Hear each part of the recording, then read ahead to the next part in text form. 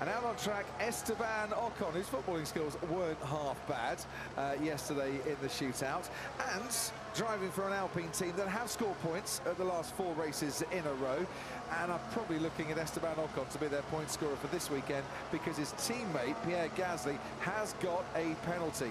Back of the grid for Pierre Gasly, brand new power unit and all the associated elements coming Pierre Gasly's way because he's got to use elements outside of his 4 allocated engines, and he might as well do it here because I don't think they feel they're on for a brilliant weekend, but they have certainly upped their game in recent weeks.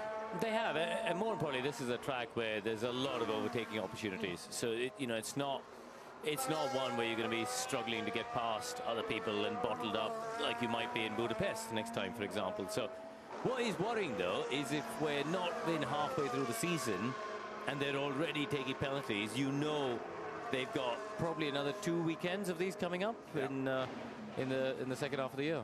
And there's Jack Doohan, who was driving around, of course, in FP1 earlier. One of his allocated sessions for the course of this year. 17th fastest, Jack Doohan for the Alpine team. Charles Leclerc is quickest for Ferrari. Everyone on the mediums except Valtteri Bottas on the hard tyres currently. Talking of engine penalties, Max Verstappen's engine from Canada, you know, the one that was smoking and kind of went bang a little bit, still back in Japan. Honda's still trying to find a way that they can fix it if they can. But as far as I'm aware, it looks a little bit unlikely, and you might expect an engine penalty to come Max Verstappen's way at some stage this season, but we'll keep you up to date on that as and when it happens. Coming out of the pit lane now as Verstappen goes fastest, Kevin Magnussen in the Haas. And although I wasn't in Austria, I was watching from the comfort of my sofa, and what a weekend that was for Haas. 6th and 8th. Just like it was in Austria in 2022. Magnussen, his best finish since finishing 8th in 2022. A real boost and a fillip to that team. They drove well, but also I think the strategy was brilliant. Yeah. I thought they went aggressive early on the stops. I think Ricciardo was the first one to pit, wasn't he, and triggered that earlier on the stops. Yeah. And, you know, Haas bit the bullet, and it really paid off for them, because at that end of the grid, for them to get a double points haul in the battle against Alpine and Williams and Sauber and people like that is so critical. And yeah, really strong result for the team. And if you haven't been with us so far this weekend, announcing Ollie Behrman as their driver for next year. Nico Hülkenberg is going off to Audi, and Ollie Behrman definitely driving for the team, and I think it's going to be magnificent to see that young man on the grid. From Ollie Behrman to Sergio Perez, 34 years young and flying through comps as he goes towards Maggots and Beckett, so we can ride on board. And who wouldn't want to ride on board through this series of corners?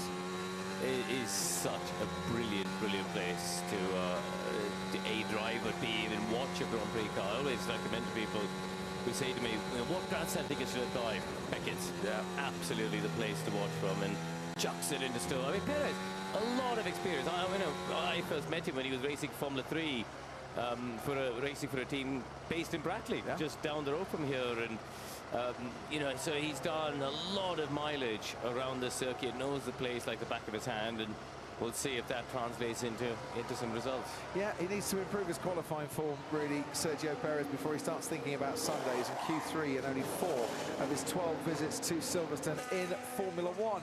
Now, there are 19 cars out on the track at the moment, so plenty of opportunity to get a shot of your favourite driver if you're trackside. Plenty of opportunity to ride on board as well. If you wish to do that, you need your Sky Sports app, your Sky Sports ID, log into that, and you've got all the onboards that you can possibly wish to have, plus their team radios as well. And if you're on now, Sky Q, Sky Stream or Sky Glass, use your interactive button. And if you want to know what it's like trackside, Martin Brundle is now with us to tell us more. I am indeed. Good afternoon, everybody. So I'm looking at what are turns 1, 2 and 3 just in front of me, but luckily they have names here: Abbey, Farm, and then, as we see, Oscar Piastri coming in and going off the track. In fact, as Lando Norris actually ran wide. So this is this is called Village, and then into the Loop, which is turn 4 before they go into the Wellington Straight. And they arrive here at about 190 miles an hour. Look there at Lewis Hamilton. And they shed 130 miles an hour of that in the braking zone. The fine British marshals, the best in the world as far as I'm concerned, waving blue flags to tell them that there are cars coming up to overtake them. This is where the pit exit comes in as well in turn 2 there, where we saw the incident with Hadjar and Norris this morning. You can just see the sort of speed. This Ferrari is just coming out of the pits. So a lot of cars coming out of the pits, others turning up at pretty full speed. It's a big expanse of space, but if it goes wrong, it goes horribly wrong down here. So, but it's the braking that is the most incredible thing. This grandstand's got a good view of that. They're going to get wet if it rains, but it's absolutely glorious out here at the moment. We'll wait for something. Here comes Red Bull flat out into that braking. And just look at the retardation. How on earth does that car slow down in, what is it, 60, 70 meters, where they're shedding that kind of speed, and they're just superb grip and poise and balance and controllability of the cars as they get in here. And this already, you're into the lap and it's just Silverstone. It really shouts out, you know, high speed, long corners, and plenty of space to go out. And then it's an unusual track because it's got a huge amount of space inside it as well. The venue itself is 320 acres plus whatever's outside. So it's an unusual layout in that respect. And of course, a lot of it old perimeter roads from the airfield. We're up on a plateau. It's why it tends to be a bit windy here. 505 feet altitude. I really struggle in high speed. If I remember my helicopter flying details from the dropping it's really in on here. the edge. So a little bit of everything, and we're going to move on. Back to you, Crofty. Thanks ever so much, Martin. We'll be back with you in a little while. Whilst we were trackside with Martin, this is Charles Leclerc going through Maggots and Beckett's, and you can see, Karun, that's not, it's a struggle, isn't it? By the time he gets to Chapel, just can't stay on the track. No, he had a lot of understeer, the middle part, and then it finally grips up, and then it bites, and then it gives you the snap oversteer towards the exit. The wind is still quite low at the moment. Pierre Gasly up at Copse. Now, probably they made some changes to the track in a variety of places, but the exit curve there, just watch as he bounces over this curve in a moment there. That will do damage to the floor. Yeah, it will.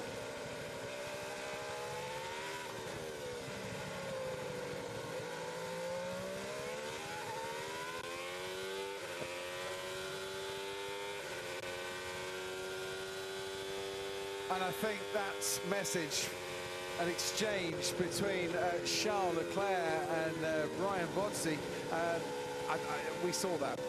We absolutely saw that, and it is right on the edge. Ferrari think that they're back in the game a little bit this weekend. However, they need to dull some of that edginess out of their car. Yeah, I mean, Sainz is also obviously struggling, isn't he? He's, what's he, two tenths away from Leclerc's time. So neither Ferrari is looking particularly quick out there. Yuki Tsunoda's done a good job, though, into the top 10 for the RBs. Yuki Tsunoda, who's got some time to make up after his spin at Luffield. Just an innocuous spin. The Luffield corner, you go around there at about 65 miles an hour, and you think, well, you're never going to spin there, but he just got the power down. There was no grip for him, and car turned 180 degrees, caused a red flag, and that was the end of his session. So everybody on the medium tyres by a Stroll, 12th fastest, Bottas 16th fastest, and Hulkenberg down in 19th. Here's Sainz going for a lap, so come on then, Karun, take us through this. Max Verstappen's come on at a set of soft tyres, so we'll see that in a few moments, but Sainz through the first two corners, easily flat out.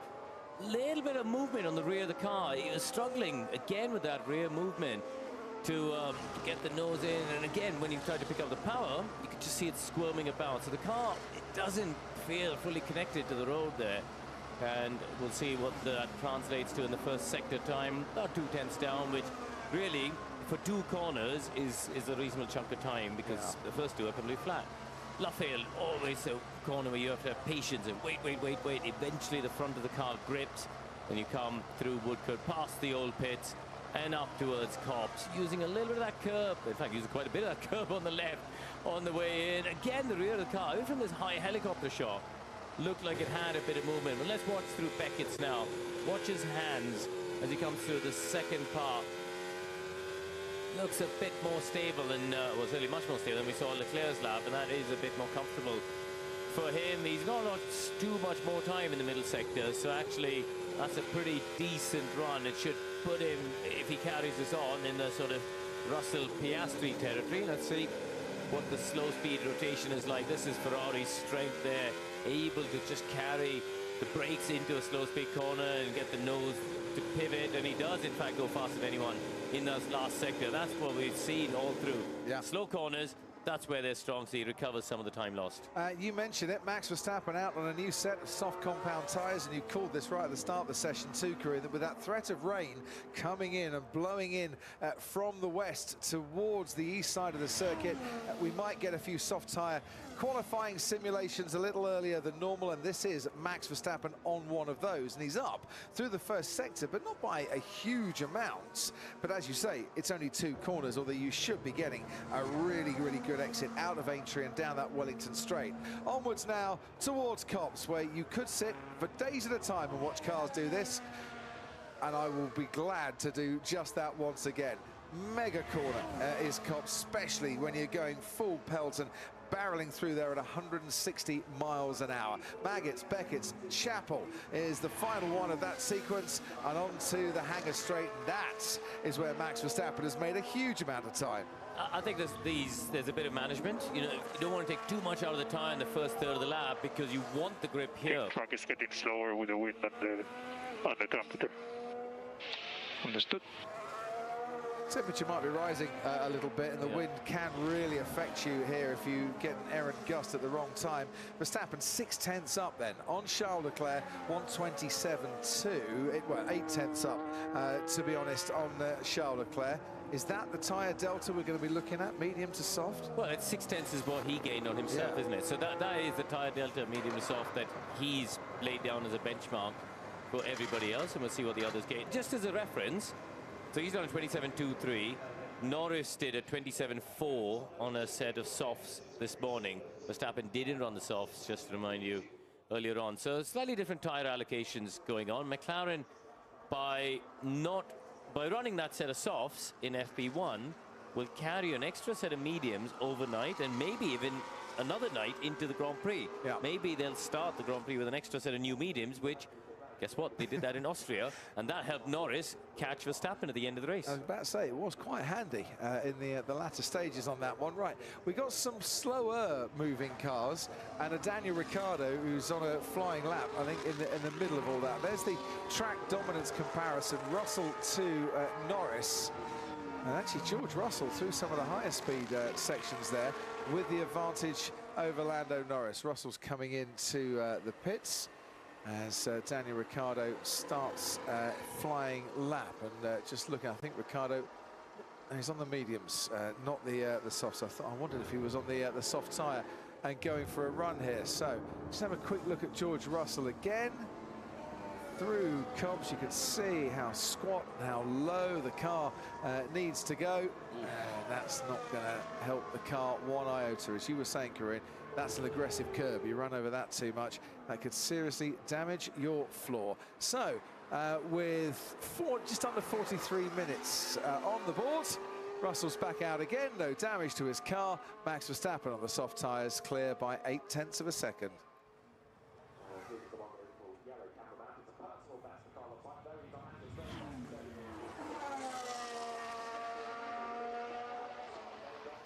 Carlos Sainz continues on the mediums, fastest overall through the first sector. Yeah, and a very solid middle sector as well, personal best. So Carlos Sainz could be on here for a very good lap time. So it shows that the medium tyres is still got performance in it. Half a second down on Verstappen's soft tyre time, but quicker, crucially, than what Verstappen did on the mediums. You would expect there to be, you know, more laps than just one, certainly on the medium. It was a one-stop race last year. Yes, there's a lot of lateral load going through these tyres and affecting the drivers, over 5G at some of the corners. Imagine, by the way, if your head weighs, what, 7 kilos, something like that? How big's your head? Well, it's massive. how big's your head? Probably 4.5. Yeah? Okay. So imagine 5 times the weight of your head pushing against you. I mean, I don't have to imagine it. It's happened, and I whacked my head against the headrest the first time I tried one of those. Did you really? Well, I remember the first test in an F1 car. You know, and this is what it was interesting to listen to Ollie Behrman coming from F2. Despite racing in F2, the jump up to F1, the load on your neck is so high. Actually, on the rest of your body, it's not much different. In fact, F2 cars don't have power steering, so you need stronger upper body strength for the F2 car, I think, in some ways. But it's the G load on your neck when you first drive a Formula 1 car. I drove it at Barcelona, and you got long turn 3, and my head was literally going bang, bang, bang, bang, bang on the headrest as we came around the corner. I just couldn't keep it upright. I always say, if you've got an average-sized dog, just put your crash helmet on, get the dog to sit on a crash helmet, and try and lift your head up. That's the best exercise. Do you know what's an easy way to test it? Sure. If you lie on a bed in your bedroom, have your head up your shoulders, hang your head off the edge, and try and hold your head upright. Try and do that for a minute, just moving your head up and down, turning side to side. Try and hold it for 3-4 minutes even. That'll just give you a little insight into the G-forces that the drivers experience in their necks. And you know full well most of us would absolutely fail. Well, you could exercise. I don't know if you ride a motorbike at home or something, you got a helmet lying around, put that on, see what it feels like. I used to go to the local tire dealer and get lead weights. You know that they put in the wheels to balance up. So I had a spare helmet full of these lead weights that I got from the local tyre shop to strengthen my neck at home. Scientific experiments with Mr. Karun Chandok on this Friday afternoon at Silverstone. Well, I couldn't afford the fancy neck machine. I was like, well, I'll just you know, do that instead. So we always said about your racing career, budget, indeed. Absolutely. George Russell, winner last time out in Austria, of course. And about 2.5 tenths down through the first couple of sectors. His second career victory, only led for the final 8 laps in Austria. When Lando and Max collided, he was 15 seconds behind them at the time. But you've got to be in it to win it, and he was. And with his team boss, Toto Wolff, cheering him on at the wrong moments, he said on the team radio he managed to get that job done. And on this lap, stays just under 3 tenths behind Max Verstappen.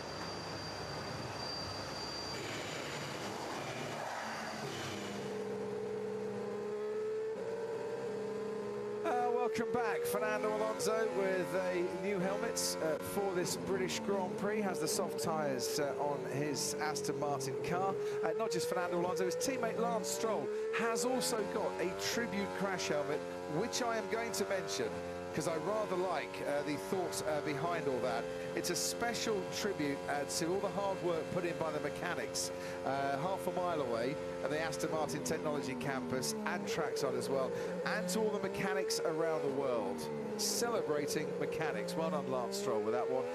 Without mechanics, these cars would never get built. No, they're the ones that put it all back together. So, yeah, very, very integral part of the sport, and, yeah, nice little tribute there. They were quick this morning, weren't they? Aston Martin surprised a lot of people in this paddock because they're a bit underwhelming in recent events. But this morning, Lance second quickest on, you know, comparable tyres and at the time of the session. So, and Alonso already quicker than Verstappen in the first sector. So, are Aston Martin rediscovering their form? I don't believe they brought major upgrades to the track whatsoever. A couple of little bits, but nothing to suggest you'd expect a big improvement and a big upturn in their pace. But often is the case with you just get a decent baseline setup, you know, you can go far, making the tyres do the job you want without excessive strain. And quite often with updates, you know, I think if your simulation tools are bang on, you can put it on the car and it works straight away. But quite often we see that people have to dial it in. It takes a little bit of setup work to unlock the performance. But I think this is where this weekend's going to be interesting, Crofty, because we're going to see very good first sector times. Yeah. Valtteri Bottas has just gone 2/10 faster than Max Verstappen. But the first sector has basically got 2 flat-out corners, where if you're low drag, you're going to be quick. You've got 2 slowish corners, which is fine. But it's actually the rest of the lap where the lap time differences come. Valtteri Bottas, who finished second here for Williams, didn't he, a few years ago, back in 2014. And who I'm led to believe, as he goes second fastest, has an outside chance, or a better than outside chance, of heading back to Grove next season. Carlos Sainz still kind of making his mind up and having a think about where he wants to go, and Williams looked like the favoured location for him, but led to believe that whilst he continues to try and make up his mind, that's not what Williams want. They'd like a decision now so that they can plan for next year, and if he can't give them a decision, Valtteri Bottas is the man that they could easily turn to. Solid, dependable, you know, driver that will give you a very good baseline by which to judge Alex Albon and by which to develop a car as well, and he's looking for a drive for next year. Yeah, he's 13-1 in qualifying terms against Zhou Guanyu, I think, this year, isn't he? Including the sprint, so he's been on good form in terms of qualifying. Oh, you know, it's hard to judge because has Zhou taken a step backwards? You know, it's all relative. But it won't be, you know, it's a fairly, as you say, solid, sensible option for Williams if they can't get Sainz. But do they need solid and sensible alongside Albon, or have they got that in Albon? And should they still be batting hard to try and get Antonelli in case he doesn't go to Mercedes? Well, it depends how long Antonelli's available for, as far as I'm aware. If it's just a one-year deal, I don't think Williams are interested. They don't want to train someone up for a year and then have Mercedes, who we imagine he would then be going to, having the benefit of all that. If they get him for 2 years, that's a different matter. Yep. But also, is Antonelli guaranteed to be faster than Valtteri Bottas next year? And there's no guarantee. He is a rookie, and they've had a rookie in that car for the last couple of years as well. And if Antonelli's that good, Karun, and good enough for Formula One, chances are he'll be going to Mercedes next year, unless, of course, Mercedes can persuade either Max Verstappen or Carlos Sainz to go there. See, these jigsaw puzzles are still waiting to be completed. There's an awful lot of chatter going on. Whilst we have that chatter, we've seen Fernando Alonso go second fastest. He's now third fastest behind Valtteri Bottas. His teammate Lance Stroll, on the soft compound tyre, goes 4 100ths behind Max Verstappen. I mean, that's very, very impressive so far. You know, he was second fastest earlier today, and you know, Alonso also within a 10th and a half. We haven't seen this sort of pace from Aston Martin. I hope it's not a Friday special. I hope they can carry this on. You know, they've unveiled a spectacular looking factory, which we saw in the helicopter shot at the start of the session, just across the road from the circuit. And it'll be a huge morale boost for the entire workforce. Well, if it's not just a Friday special, there's one man nearby that will be smiling at these times, and that's their new CEO, Andy Cowell, who starts in October to replace Martin Whitmarsh, former MD at Brixworth of the Mercedes powertrains, who cannot wait to get going and become Group CEO for Aston Martin. That news announced earlier this week. Ted, down to you. Thank you, Crofty. Yes, the Andy Cowell news actually welcomed by everybody in the team. Fernando Alonso saying, look, I've never worked with Andy Cowell, but I understand what a great technical manager he is. Even though the technical company he managed was just engines for Mercedes high-performance powertrains, that doesn't mean that Andy Cowell doesn't have the ability to really transfer those great technical management skills to a whole racing team, which is what he's going to do with Aston Martin. Just moving next door to RB in the pit lane here. Yuki Tsunoda's just done a lap on a brand new set of the soft tyres and is struggling a little bit. He's just saying he doesn't have the support he feels he needs in the car. Maybe he'll get another lap out of it. He can move higher up than 17th at the moment. Ricciardo also saying in the other RB that he's feeling that his car is being blown around by the Silverstone wind quite a lot. So they need something to get that set up under control. Thanks, Ted. 5 Q3 appearances in 2024. Nico Hülkenberg has just gone fastest by a 10th and a half from Charles Leclerc. Max Verstappen 2.5 tenths down now. Unsurprisingly, after the rain that we've had, I think this track is starting to rubber in now and get faster and faster as Oscar Piastri now goes quickest overall. By the way, Oscar had a fuel cell issue, which is why we saw him stopping before he got to the garage in FP1. He's a 10th clear at the moment of Hulkenberg. That's interesting, because I thought he thought it was hydraulics, didn't he, when he came on the radio? But this is Charles Leclerc. Oh, that was a snap at the exit of Beckett's into Chapel Curve. Got away with it here. Let's go on board left. Right now, watch the snap kick in there as he got on the curve. But that would have slightly hurt the momentum of the car, just with a bit of tyre scrub. I think he was still on the power. I don't think he lifted. But just that little snap there will hurt the thing. And again, that's Stowe seesawing the wheel and wide. So it's quick, you know, don't get me wrong, it's third fastest, but it doesn't look comfortable for the Ferrari drivers. We've said that before in previous seasons about Ferrari, haven't we? That it might be quick, but it doesn't look comfortable, and it's drivers very much on the edge. Approaching the halfway stage of this second practice session. We're yet to see George Russell and Lewis Hamilton complete a lap on the soft compound tyres, but here comes the 8-time British Grand Prix winner Lewis Hamilton on a set of soft tyres, making his way around Luffield and being cheered at each and every corner. We're yet to see Lando Norris complete a lap on the soft tyres too, and he is right out there going through Luffield now. Peter Bonington we saw there earlier on. I think he had more fans out near the front gate than you and Ted, which was surprising because you and Ted are, you know, you have your cult followings out here. Well, I at Silverstone. saw a lady in a 2-Sex Ted t-shirt last night, which I thought was absolutely marvellous. Reports that Lewis Hamilton might be interested in buying a MotoGP team, which he rather played down yesterday.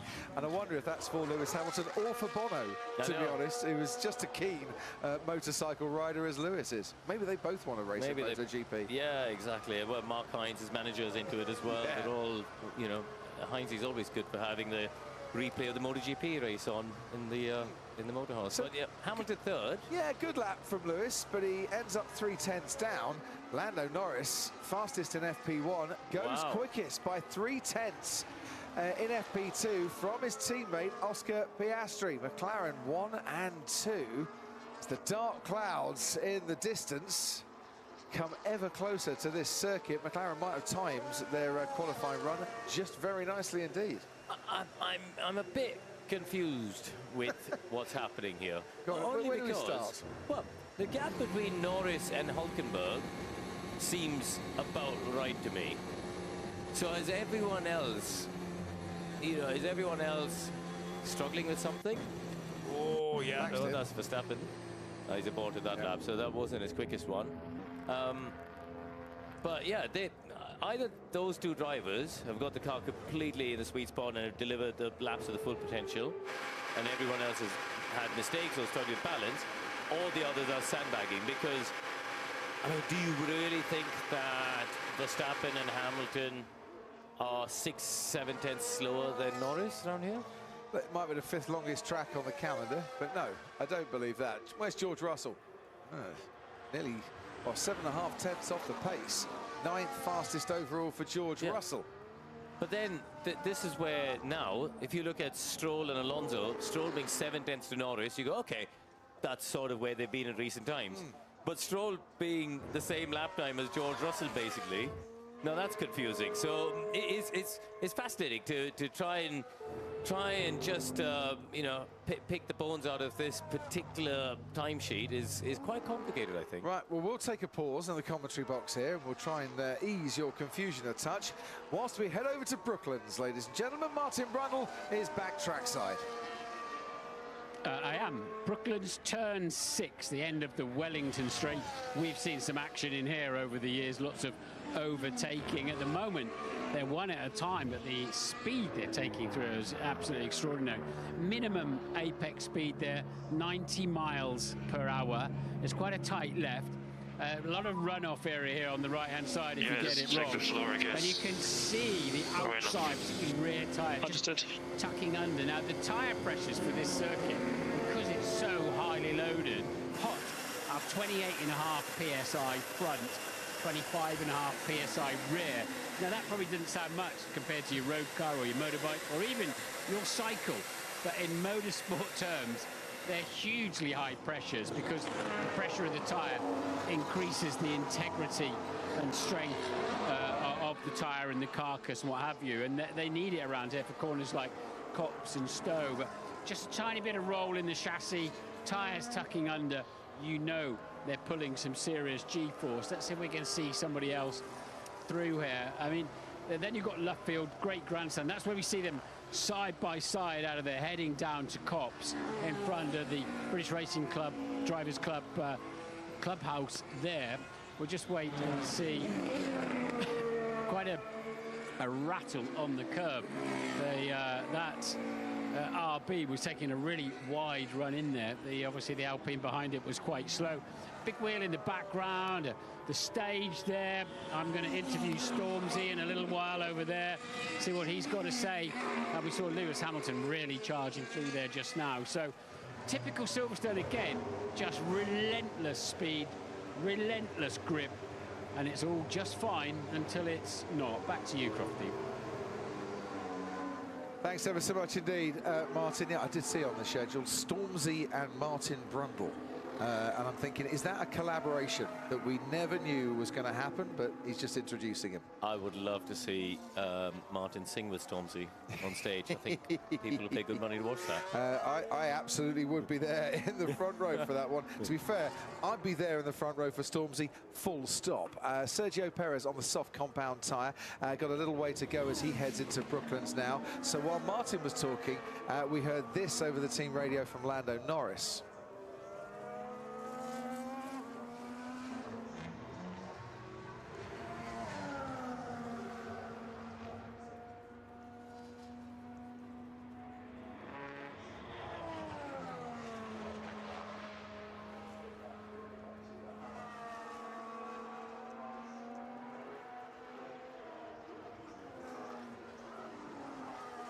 And he's back in the garage, is Lando Norris at the moment, 1:26.5 with the fastest time. Sergio Perez nearly 4/10 off.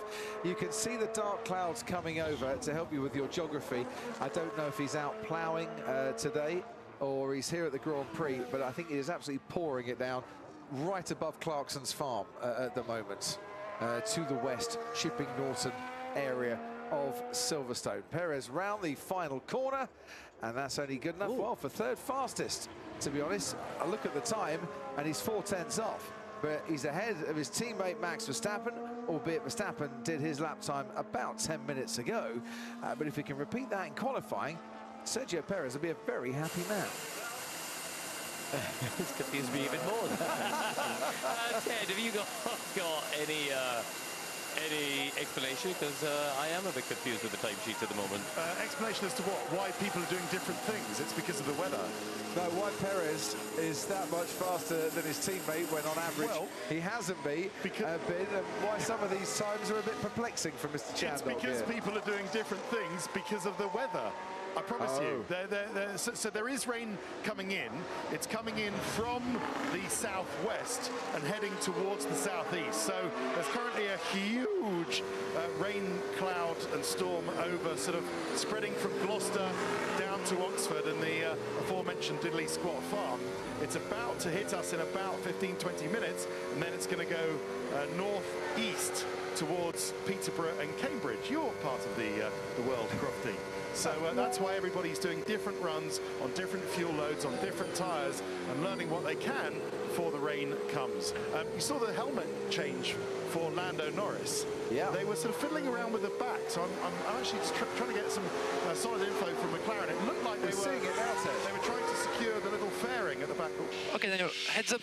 We have rain coming for the very end of session, around 15 to 20 minutes from now. Yeah, it's overhead Oxford at the moment. Daniel will know that. He'll know the geography. But yeah, it looked like the fairing on the back that stops the crash helmet lifting up on the driver's chin actually wasn't working on the previous one. They were fiddling with the fairing at the back of it. Maybe it's something to do with that. I'll wait to get confirmation from McLaren. Thank you, Ted. McLaren, who, by the way, handing out ice creams to the paddock, even in the rain, after this session, Karun, as a thank you to everybody who helped them after the fire in Spain in their motorhome. and as they say, fierce competition on track, but a great camaraderie off track, so they're going to treat everyone to ice creams. Albeit, if it's chucking it down the rain, I'm not sure I'm queuing up for a 99. You might have to get it for me. Okay, I've got my rain jacket. Don't forget the raspberry sauce. I mean, yes, not much holds you back from food, so I'm surprised a bit of rain's going to do that. But, right, all this ice cream chat, I'm asking now. We'll see Kevin Magnussen first on the run down towards Stowe. There's enough runoff area there so that you're safe if you go off, but it's still a very bumpy ride, as you can see as you rejoin the track. Kevin Magnussen currently the slowest of the 20 cars out on track. And there's that weather radar over the right shoulder of Peter Kroller, the team manager at Haas. So come on, work this out then. McLaren, we expect to be up there. Why is there 0.7 of a second between Norris and Verstappen? I think they're not showing their hand at Red Bull, and I think Mercedes are the same. I suspect, as I was saying this morning, I felt like the McLarens were a little bit too quick. Yeah. Whether it's engine motor fuel is, I don't know, but that seems to be the trend again this afternoon. So I think the top three have probably shown their hand. Hülkenberg has done, actually he's been a very good qualifier, hasn't he, so far this year? I mean, 5 Q3 appearances. Yeah, so I think that's about right. I think the next group of Leclerc, Hamilton, Verstappen, Sainz, there's a bit of sandbagging going on. And same for Russell. That's what I'm going to deduce, but we'll find out when we get to qualifying. Well worked out on the spot there. 20 minutes to go then. Qualifying simulations are done with for today. The rain is coming in, so they're all out there doing their race simulations, and very important they are too. Lando Norris and Oscar Piastri, first and second fastest for McLaren.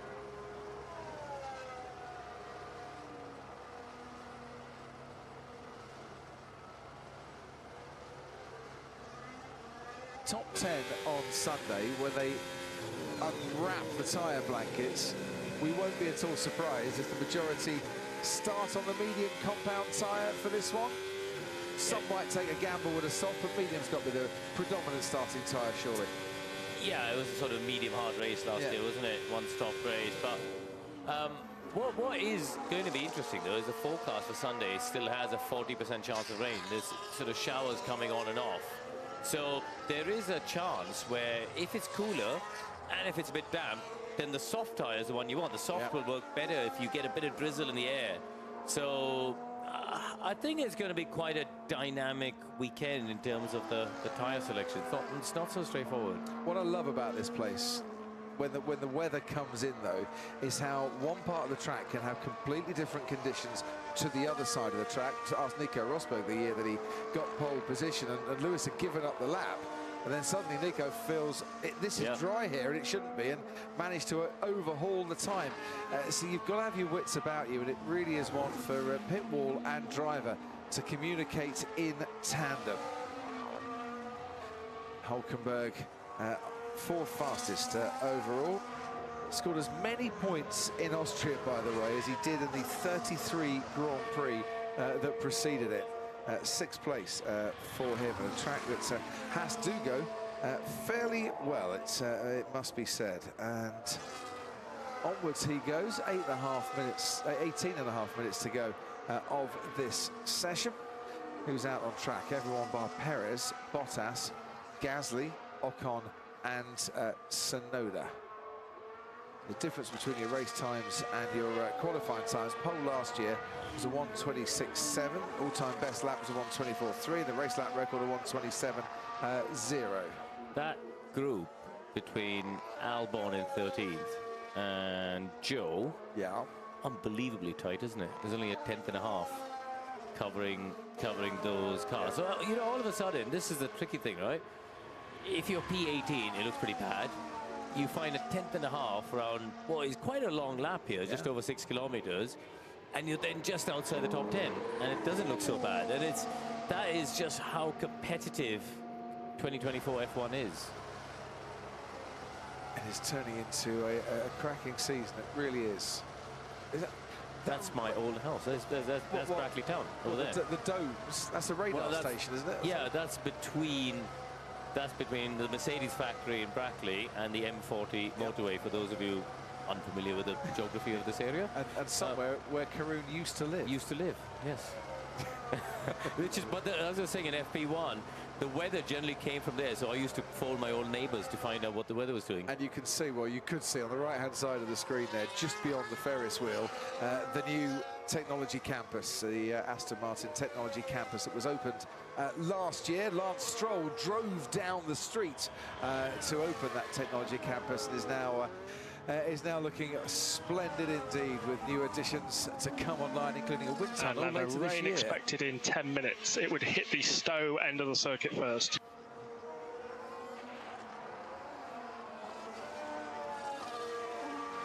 "10 minutes and the rain's coming." That's what we're being told. But, you know, it's Silverstone. We could be told that every 10 minutes, yep. and we would not say that forecast was a lie. So who's looking good on race pace? Lando Norris, last lap, 1:31.7. Oscar Piastri to the 1:32.4. Also in the 1:32.4s, Charles Leclerc. Lewis Hamilton to the 1:31.7 to match Lando Norris. Sainz to the 1:32.9. Russell did a 1:31.9. Albon a 1:32.4. And Verstappen did a 1:31.9 on their race pace. But we'll try and get some averages at some stage, because that's the important one. Because often, Karun, you can push too hard at the start of these race simulations and suffer for it a bit later on, and you want, you know, your average lap across the stint. Yeah, so the low 1:32 seems to be where it is, isn't it? With Russell, Norris, Piastri all in that sort of window. I think, yeah, it is. But we're also seeing, probably, a mix of tyres here. A lot of people on the soft at the moment, more people than I would have expected. As you were saying before, it seemed like a slam dunk medium hard, but maybe just the tyre is, you know, is robust enough. Because don't forget, this is the hardest 3 compound. These are the hardest 3 in the Pirelli range, the C1, 2, 3 tyres. Yeah, well, this would have been the hard tyre last time out, wouldn't it? C3, C4, C5 in Austria. Caught me off guard. So the soft here would have been the hard. Yeah. Last time out on that one. I was going to say as well, maybe with that rain forecast, what you were saying about, do you want a tyre that, you know, just warms up that little bit quicker? That's why they've changed what we were expecting. Through Brooklyn as we go with Charles Leclerc and into Luffield. Got to be so patient here. Yeah. So patient. There's a F sign there. You see that little white sign on the fence? Yeah. There's a fire extinguisher sign. That sign has been on that fence since 2002, the first time I drove here. And it was a tip I got from Andy Prix, former World Touring Car Champion, who was an instructor around here. And he said, you go around Luffield, keep looking for the F sign, because that is the exit point. And that's a little tip for where you're aiming for to get on the throttle. That'd be why Andy Prio was such a legend. You see that attention to detail. Yeah, best, yeah, brilliant driver coach, actually. Very much so. Very good man to spend some time with. As is this man, Esteban Ocon. Where's he going to end up for next year? I mean, I think he's he looks very comfortable with his position. And yesterday, when we talked to him on the F1 show, he knows where he's going. Yeah. You know, bet seemed to be that he's going to be at Haas, probably. You know, the other options probably Sauber. Still, Sainz is the bottleneck, but I think there are, as you said before, other people around him now who are starting to lock down their options.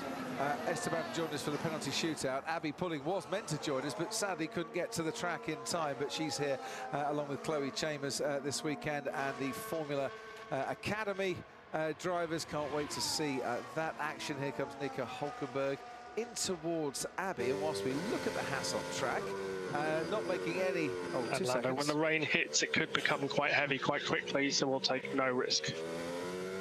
Yeah, come back in when it starts raining. We'll make no assumptions about why Kevin Magnussen is slowest so far, but Ted Kravitz can give us the details from the pit lane.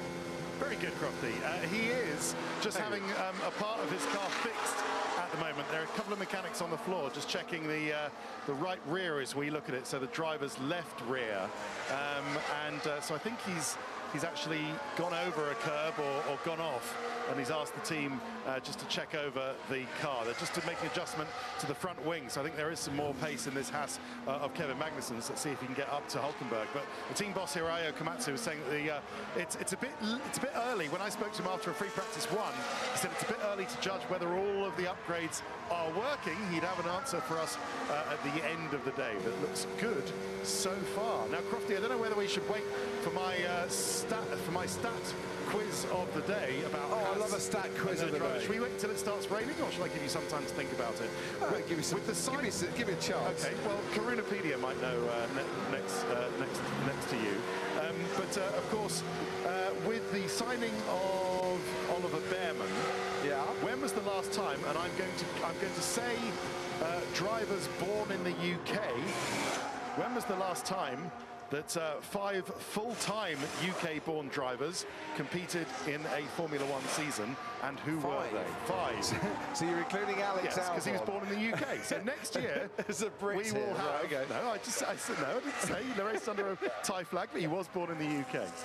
So when was the last time we had 5 UK-born drivers in Formula One? What year and who were they? So hang on, so 4... Full-time.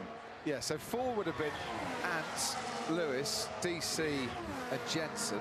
Yeah, we also had the rest, Chilton. Oh yeah, we've had 4. Yeah, that was 4. We've had 4. We had a lot. Yeah. I think 99.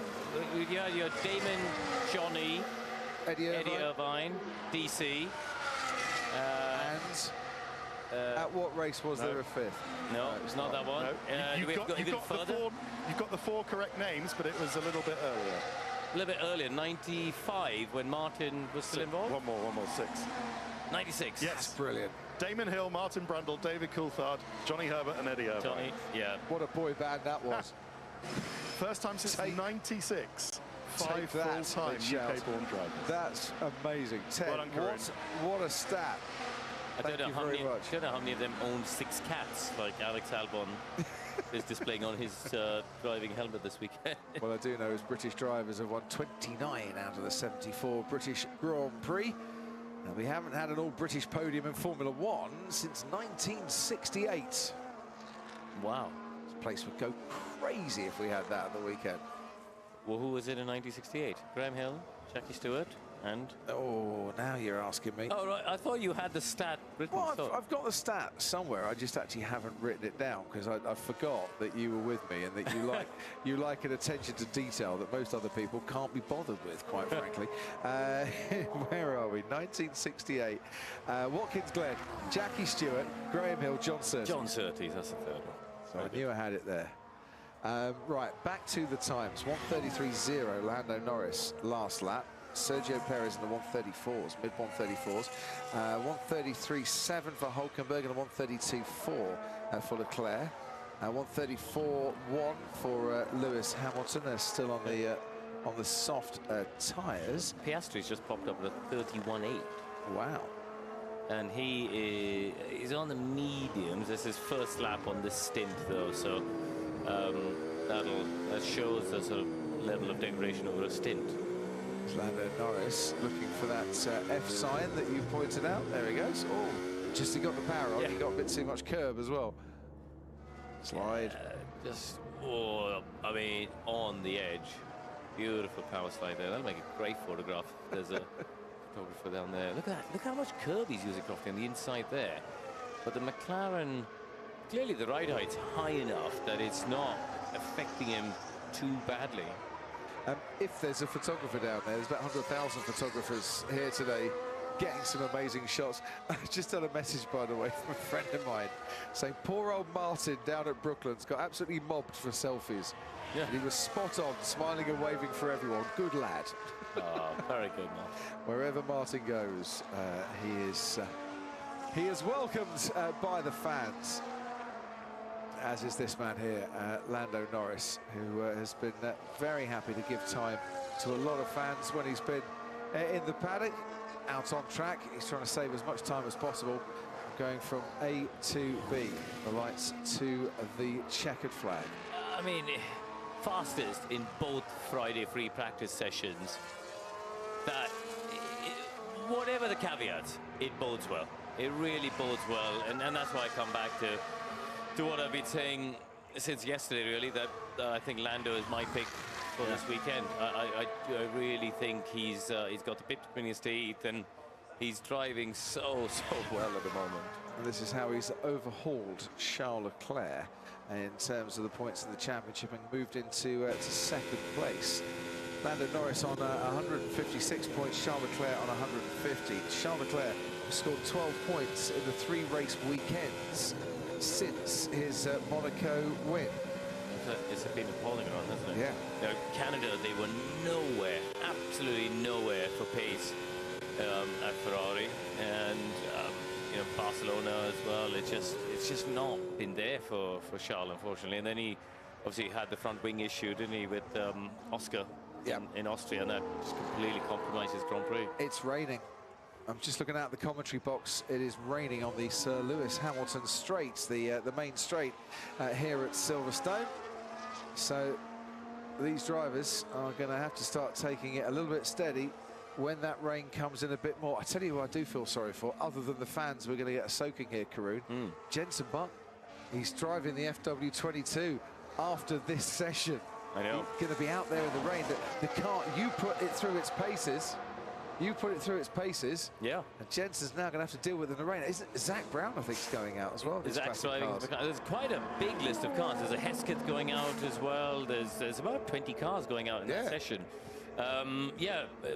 Fortunately for Jenson, Williams have brought a set of wets, so he'll be all right. Mega. And he's pretty handy in the wet, let's be honest.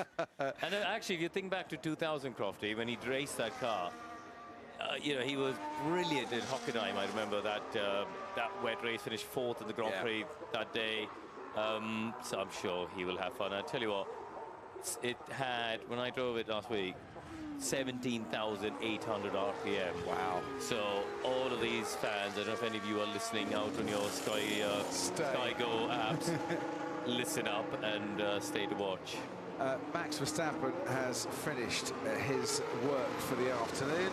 Sergio Perez is coming in too, and there will not be many cars left on the track in a few moments' time. I wish we could actually see the cars that are out there now. Is Lando Norris still going for a lap? Which is weird. He's just started another lap. Yeah, he's just gone past the window, which confused me because we heard Will Joseph say we're not going to take any risks if the rain comes down. Well, he obviously feels he can get a lap in before it gets too heavy, but it is getting heavier and heavier as we speak here. Yeah, he dropped into the 34s, and I think everyone's going to start coming to the pits now. There's only 4 minutes to go. There's no sense in taking risks. I can hear the wheel guns going off below our commentary box, people doing pit stop practice, and there comes Piastri, followed by Hamilton, and I suspect Sainz and Norris will be in next. Well, Sonoda's just come in, 2 left The out track the track. is slow. There's an admission from Lewis Hamilton there.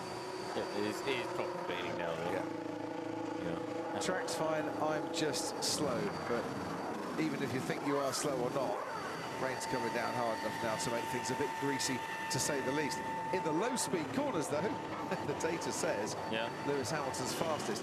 Trouble is, there's not a huge amount of low-speed corners here. Yeah, well, it's going to be a long night in the simulator for Anthony Davidson and team, that's for sure, because they got quite a lot of data from the 2 practice sessions today, actually. Only in the end, on a day where we thought it was going to rain for a lot of it, it's actually only rained for the last 5 minutes of FP2. So there's a lot of data for the teams to go through and the simulator teams to work on overnight and see what they could come up with for tomorrow.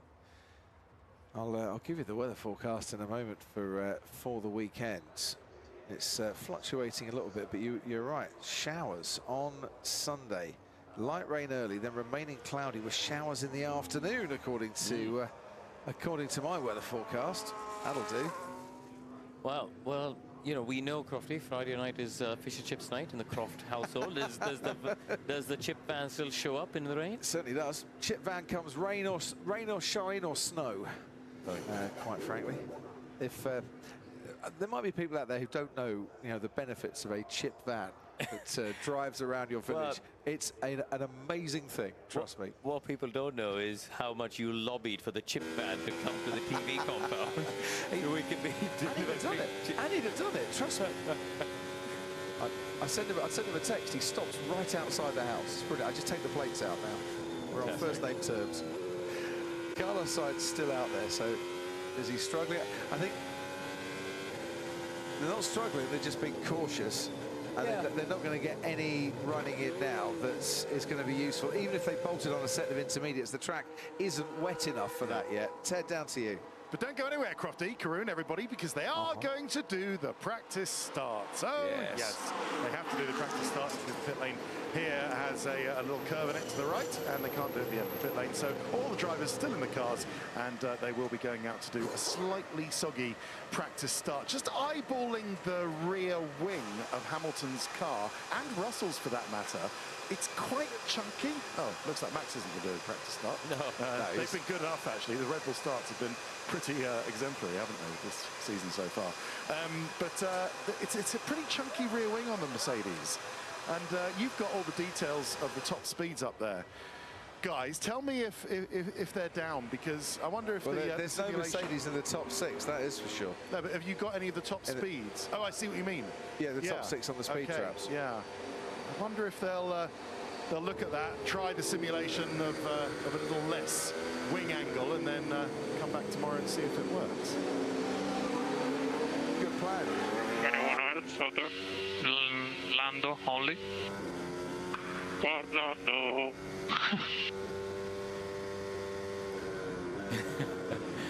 They're in good spirits, aren't they? A lone sing-song for his mate. So, in terms of a session, we have still got a bit of excitement, because here comes Sergio Perez, who the reason he's coming out on the intermediate tyres is they hand the intermediate tyres back and get another set, don't they, if they need them, or they have 5 sets. Yeah, anyway, so that now, they've got an extra set for Fridays that doesn't disturb their qualifying or race allocation, and they can't make a practice start in the pit lane or at the end of the pit lane because it's uphill, so they have to do it on the grid. Lando Norris has had enough. He's not coming back out again. But they've got some data after FP1. I would imagine the useful data for a start will come tomorrow after we've had a bit of a deluge this afternoon. We are expecting deluge to come. Start building the arc in a few moments' time. Yeah, there's probably half the field out on track, aren't they? Heading out to do some practice starts. So the fans in the grandstand right opposite our commentary box will get a bit of entertainment. It's a funny one, because you could get these conditions. As I said, on Sunday, there is a forecast for some rain. So there's a chance that they might have to start in these conditions. Yeah. Oh, wet British Grand Prix, which is not great for the crowd in terms of what they have to sit through, but it is fantastic for a bit of action. We've had 12 rain-affected British Grand Prix over the years, by the way. 19 safety car affected. And if you're looking at the chances of a safety car, 80% risk based on the last 5 weekends of the British Grand Prix, or the 70th anniversary Grand Prix, as it was back in the day, 2020. I'll tell you, that it's funny. I was thinking about that this morning, because that 2020 race, I was doing the sort of pit reporter role, swapping with Ted for one of those, and the hotel wasn't near pit properly. The entire South Finish Straight was just grandstand. Yeah. And I sat by myself in the grandstand. This entire grandstand. Remember that? I had binoculars looking in the pit lane to talk to you and Martin. And this entire grandstand from club all the way to the first corner was just me. Because it was COVID times, and you weren't allowed to go anywhere near the garages because we all had to stay in our own little bubbles. So Karun's bubble was the grandstand down the Sir Lewis Hamilton Straight. Oh, I do remember that now. Seems a long time ago. It does seem a long time ago. Oscar Piastri was still at school. Yeah. I don't know how many prime ministers ago that was either. We can talk about it now, can't we? Yeah. At least 12, to be fair. Right, that is it for practice. They'll do some starts on the grid in a few moments' time. If you are watching from the grandstand, stay. Classic cars are coming out any minute now. Otherwise, they might be scuttling back to your tents before the rain gets too heavy. For Lando Norris, fastest in FP1 and FP2. And it's a 1-2 for McLaren, Norris and Piastri. Sergio Perez went out later than Max Verstappen. Track was rubbering up all the time, put a decent lap, finished a couple of tenths ahead of his teammate in 7th. Lewis Hamilton saying, look, track's fine at the end, I was just slow. He was 6th fastest behind Charles Leclerc. Nico Hülkenberg popping up into the top 4. Sainz, Stroll and Russell completing the top 10. Hülkenberg's time compared to his teammate Kevin Magnussen, over a second between those. Pierre Gasly will take a back-of-the-grid penalty for taking on new units for his power unit. Fernando Alonso was hovering around the top 10. Daniel Ricciardo, sadly for him, could only manage 19th fastest. A really competitive session that. Got a lot more running in before the rain came. That is it for practice today. We'll be back with more tomorrow.